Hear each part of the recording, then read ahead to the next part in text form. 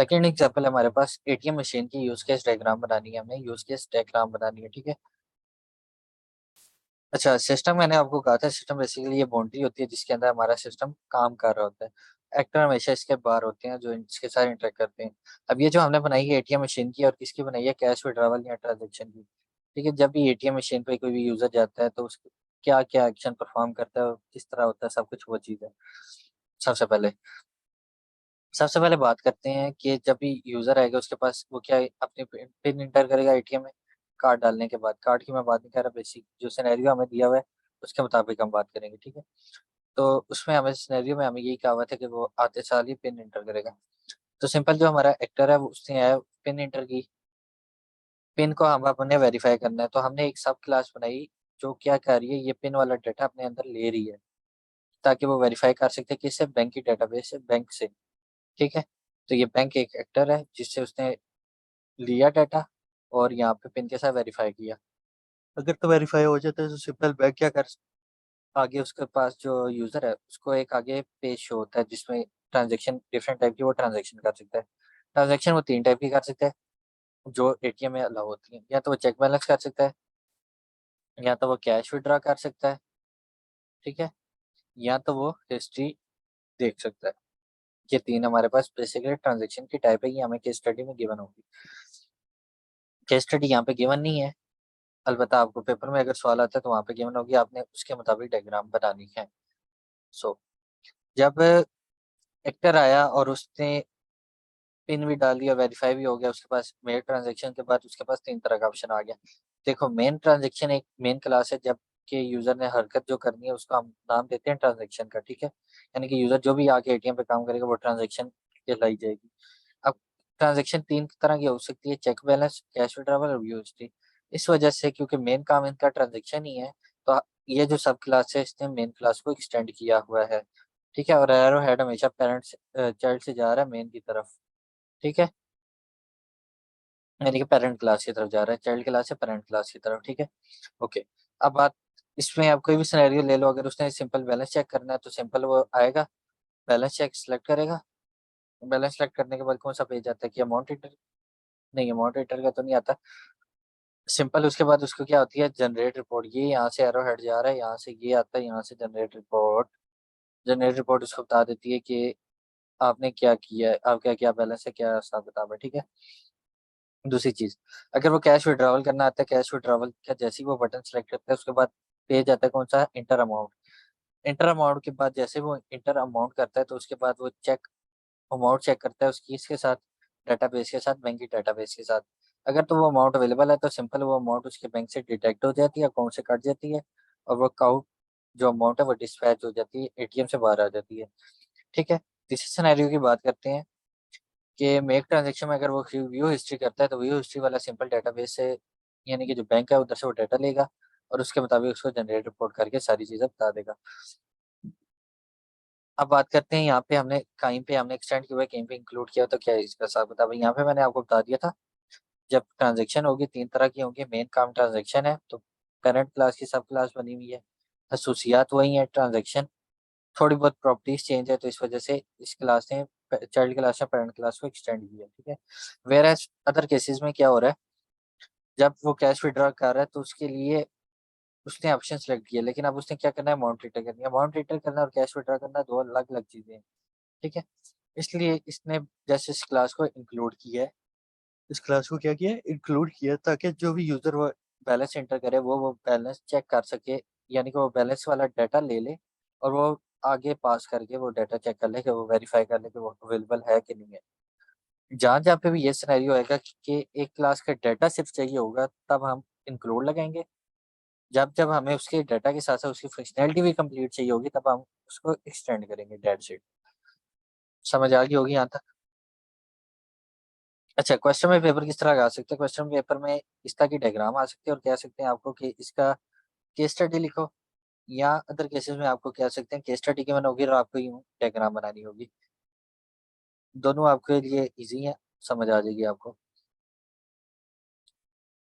आगे बात करते हैं यूज के डिस्क्रिप्टिव डिस्क्रिप्शन की। ठीक है। यूज केस डिस्क्रिप्शन बेसिकली क्या होता है, ये लेवल होते हैं इसके। वाइट होता है, वाइट बेसिकली हम कहते हैं जैसे आसमान को नहीं कह रहे, उस तरह ये आसमान हो गया, काइट हो गया, ब्लू सी हो गया, फिश हो गया, ब्लैक हो गया। वाइट बेसिकली जैसे हम कहते हैं स्काई लेवल को, यानी कि जमीन पर रहते हुए हम स्काई को देख रहे हैं तो हमें बस ज्यादा कोई डिटेल नहीं पता, बस मोटा मोटा जो नजर आ रहा है वही हमारा स्ट्राइक लेवल होता है। ठीक है, दूसरा हम ये कहते हैं कि अगर हमने आसमान को ही देख रहे हैं तो हम काइट के लेवल यानी कि पतंग के लेवल पे चले जाएं, आसमान में रहते हुए या आसमान को देख के। ठीक है, तो ये दूसरी चीज आ गई। दूसरा आता है ब्लू लेवल या सी लेवल।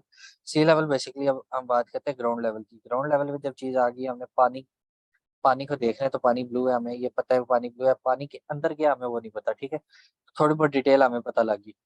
उसके बाद कहते हैं फिश लेवल। फिश लेवल क्या होता है कि हम पानी के अंदर जाके देख रहे हैं मछलियों की जगह पे कि पानी के अंदर है क्या, बेसिकली क्या हिसाब किताब है। उसके बाद आते हैं ब्लैक लेवल। ब्लैक लेवल में फुल डिटेल होती है आपके पूरे पूरे के पूरे सिस्टम की। तो जैसे हम व्हाइट से शुरू करते हैं एंड ब्लैक तक जब पहुंचते हैं तो हम करते हैं एब्स्ट्रैक्ट से जाते हैं डिटेल में, फुल डिटेल में। और ये हमारा होता है इंक्रीज डिटेल करता जाता है जैसे जैसे हम आगे आगे मूव करते जा रहे हैं। ठीक है, ये हमारे डिस्क्रिप्टिव फॉर्म में का यूज केस है जिसके लेवल है। अच्छा, स्टेक होल्डर पहले भी मैं बता चुका हूँ। स्टेक होल्डर क्या होते हैं, यानी कि जो दो आपके सॉफ्टवेयर के साथ इंटरेक्ट करेंगे, जिसमें आपके पास प्राइमरी एक्टर आ जाता है, सेकेंडरी एक्टर आ जाता है। प्री कंडीशन क्या होती है, अगर आपने कोई सिस्टम यूज करना है तो उसकी प्री कंडीशन यानी कि उसको यूज करने की क्या चीजें जरूरी है, रिक्वायर्ड है। Minimum guarantee. Minimum guarantee basically ये होती है कि अगर आपका सिस्टम चलते चलते फेल हो जाता है या हैंग हो जाता है, कुछ भी हो जाता है, तो वो वापस से होम पेज की तरफ आ जाएगा, आपका डाटा लॉस नहीं करेगा। सक्सेसफुल गारंटी बेसिकली क्या होती है, आप किन स्टेप को फॉलो करोगे तो आपकी जो ट्रांजेक्शन है या जो भी आप काम कर रहे हो वो कंप्लीट होगा, आपको कोई एरर फेस नहीं करना पड़ेगा। ट्रिगर बेसिकली दो चीजों के दरमियान लिंक करवाता है, यानी कि कस्टमर है और आपने एटीएम। एटीएम जो है वो ट्रिगर है और एक बैंक है। ये एटीएम जो है वो कस्टमर और बैंक के दरमियान लिंक करवा रहा है, बेसिकली ये है। फेलियर सिनेरियो यानी कि आपका सिस्टम किन सिनेरियो में फेल कर सकते हैं, आप वो डिटेल देते हो। अभी आपको मैंने मोटा मोटा बताया, आगे एग्जाम्पल करते हैं तो आपको समझ आ जाएगी। Use case diagram descriptive. अच्छा, जब यूज केस डायग्राम डिस्क्रिप्टिव आएगी तो ये 6 या 7 पॉइंट्स हैं, ये आपने लाजमी लिखने हैं। ठीक है, सो अब हमें जो टास्क दिया गया वो क्या कहते हैं कि यूज केस आपने एटीएम की लिखनी है डिस्क्रिप्टिव फॉर्म में। सो आपने टाइटल दे दिया कैश विड्रॉवल।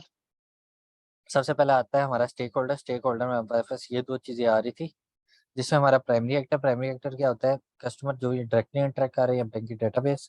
सेकेंडरी एक्टर जिसके थ्रू हम इंटरेक्ट कर रहे हैं, जो इनडायरेक्टली इंटरेक्ट कर रहे हैं, जिसमें बैंक मैनेजर आ जाते हैं, एटीएम मेंटेनेंस वगैरह आ जाते हैं। अच्छा, प्री कंडीशन एटीएम मशीन को यूज करने की या कैश विड्रॉ करने के लिए हमारे पास प्री कंडीशन क्या है कि हमारे पास वैलिड पिन होनी चाहिए। ठीक है, नेक्स्ट स्टेप आ जाता है मिनिमम गारंटी। मिनिमम गारंटी यानी कि जो सिस्टम आपको देता है कि अगर आपका आप कोई ट्रांजेक्शन कर रहे हो वो फेल हो जाती है तो आपका यानी कि डाटा लॉस नहीं होगा। यानी कि आप ट्रांजेक्शन करें कैश विड्रॉवल की और आपने जैसी अमाउंट लिखी और वो प्रोसेसिंग में चला गया, लोडिंग हो रही थी। ठीक है, और लोडिंग के बाद वो ट्रैक एरर आ गया, तो एरर आने के बाद वो ट्रैक आपको होम पेज पर ले जाएगा कि आप शुरू से ट्रांजेक्शन करें। इस केस में आपको मिनिमम गारंटी यह है कि आपके वो पैसे बैंक से कटेंगे नहीं। ठीक है, यानी कि आपको नुकसान नहीं होगा। सक्सेसफुल गारंटी क्या होती है, सक्सेस गारंटी बेसिकली कि किन स्टेप पे यूजर अगर अमल करेगा तो उसको 100% रिजल्ट मिलेगा, यानी कि आउटपुट मिलेगी। First one is customer inter valid amount. Customer valid amount inter करेगा। दूसरी बात, वो वैलिड जो अमाउंट है वो बैंक से चेक होगी। चेक होती है तो जारी सी बात है, जैसे चेक हो जाएगी वो बैंक से कट जाएगी और बैंक से कटने के बाद वो अमाउंट डिस्पेंस हो जाएगी। ठीक है, ट्रिगर मैंने आपको बताया था कि ट्रिगर बेसिकली इंटरेक्शन करवाता है दो चीजों के दौरान। यहाँ पे एटीएम मशीन जो है वो ट्रिगर है किसके दरमियान, कस्टमर के दरमियान और बैंक के दरमियान। ठीक है, फेलियर सिनेरियो बेसिकली किन केस में आपका सिस्टम एरर देगा। मोटा मोटा ऊपर से बता देता हूँ, या तो आपके जो एटीएम की कैश ट्रे होती है वो एम्प्टी हो जाए, या तो मेंटेनेंस का कोई काम चल रहा हो, या बैंक आउट ऑफ ऑर्डर हो, कोई भी ऐसा काम हो जिसकी वजह से आपका सिस्टम फेल कर सकता है, तो ये वो फेलियर सिनेरियो आएगा। That's it. ठीक है, अभी तक जो हमने किया, हमने सिस्टम मॉडलिंग की दो टाइप्स की हैं फंक्शनैलिटी में। सिर्फ फंक्शनैलिटी को हमने डिस्कस किया। फंक्शनैलिटी में हमने डीएफटी और use case diagram. Use case diagram में हमने दो तरह के टॉपिक डिस्कस किए हैं, एक होती है डायग्राम और एक होती है डिस्क्रिप्टिव।